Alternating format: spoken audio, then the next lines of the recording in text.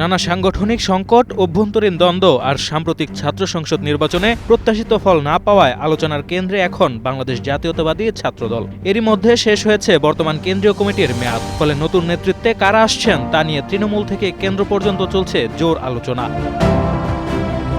শুধু কেন্দ্র নয়, জেলা ও মহানগর কমিটি নিয়েও কিছু এলাকায় দেখা দিয়েছে উত্তেজনা। কোথাও পাল্টাপাল্টি অবস্থান, কোথাও আবার নেতৃত্ব প্রত্যাশীদের মধ্যে বিভক্তি। সব মিলিয়ে নতুন কমিটি গঠনকে ঘিরে তৈরি হয়েছে চাপা অস্থিরতা। তখন দেশে গণতন্ত্র অনুপস্থিত ছিল, দেশে স্বাভাবিক পরিবেশ অনুপস্থিত ছিল। এখন যেহেতু দেশে গণতন্ত্র পুনঃপ্রতিষ্ঠা পেয়েছে, স্বাভাবিক পরিবেশ অব্যাহত রয়েছে, সুতরাং এখন থেকে কিন্তু নিয়মিত ছাত্রলীগ কমিটি হবে এবং সেখানে যারা নিয়মিত ছাত্র তারাই প্রাধান্য পাবে। নেতৃত্ব প্রত্যাশী থাকলে 10 জন কোয়ালিটি সম্পন্ন ছেলে থাকলে আপনাকে 2 জনকেই বেছে নিতে হবে আপনাকে।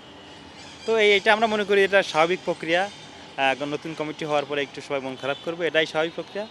আবার আস্তে আস্তে সব ঠিক হয়ে যাবে। রাজপথের আন্দোলনের পাশাপাশি আধুনিক শিক্ষা, ক্যাম্পাস নিরাপত্তা, আবাসন সংকট ও শিক্ষার্থীদের অধিকার নিয়েও কার্যকর ভূমিকা দেখতে চায় তরুণ প্রজন্ম। সুন্দর পরিবেশ যেখানে শিক্ষার্থীরা তার শিক্ষা কার্যক্রম নির্ভয়ে নির্বিঘ্নে পরিচালনা করতে পারবে, সেরকম একটি পরিবেশ বান্ধব, শিক্ষার্থী বান্ধব ক্যাম্পাস বিনির্মাণের জন্য আমরা বাংলাদেশ জাতীয়তাবাদী ছাত্রদলের নেতাকর্মীরা বদ্ধপরিকর। এখানে পদ তো শীর্ষ পদ দুইটির এগেইনস্টে আপনার প্রায় 20, 30, 40, 50 জন বা 100 জন করে প্রার্থী থাকে। যাদের এগেইনস্টে যায় তারা স্বাভাবিকত একটু বিক্ষুব্ধতা প্রদর্শন করে।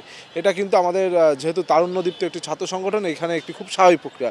বিশ্লেষকদের মতে ছাত্র সংগঠনের মূল শক্তি হওয়া উচিত শিক্ষার্থীদের আস্থা। আর সেই আস্থা ফিরিয়ে আনতে প্রয়োজন স্বচ্ছতা, সাংগঠনিক শৃঙ্খলা ও যোগ্য নেতৃত্ব নির্বাচন। এটা তো অনেক পুরানা বিতর্ক যে ছাত্র সংগঠনে তারাই নেতৃত্ব দিবে যারা ছাত্র। তো তারপরেও বাংলাদেশের বাস্তবতায় অভিজ্ঞতা তারুণ্য দুইটার সমন্বয় থাকতে হয় আর কি। কিন্তু তার মানে এই না যে একজন 40 বছরের লোককে আপনি এই না সভাপতি বানাবেন, তাই না? ধরেন যে হয়তো 2 বছর আগে পাশ করছে, এটাও একটা নীতিমালার কাঠামোর মধ্যে নিয়ে আসা দরকার বলে আমি মনে করি। দীর্ঘদিনের সাংগঠনিক টানাপোড়েন আর নেতৃত্বের প্রশ্নে যখন চাপে ছাত্রদল, তখন নতুন কেন্দ্রীয় কমিটি কতটা ঐক্যবদ্ধ ও গ্রহণযোগ্য নেতৃত্ব উপহার দিতে পারবে সেদিকেই নজর রাজনৈতিক মহলের। শান্তিদ হাসনাত, গ্রিন নিউজ, ঢাকা।